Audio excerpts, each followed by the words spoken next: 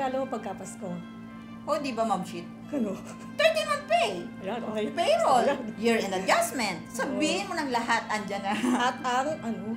Ang bonus. bonus. Tama, bonus. Ako, pagka-Pasko, naalala ko yung mga kids party, yung mga preparations natin. Inuman, tapos mga ham and groceries natin, Ma'am Chit, remember? Oo. Meron pa tayo. Lagi tayong meron. Oo, lagi tayong meron. Groceries na. Ngayon meron naman eh. May mamimigay tayo ng mga pera. Yung Christmas party natin, lagi tayong may shooting. Wow, shooting, Ma'am Chit! Parang tayo artista! Hanggang exchange gifts nga pala. Exchange gift tayo. Ganon, masaya yun, di ba? Pero this year, may bonus man or wala, hindi din masaya tayo. Sana meron, Ma'am Chit! Sana. Dapat happy tayo. Ano man mangyari, happy tayo. So mga taga-HTI, we wish you the happiest Christmas ever!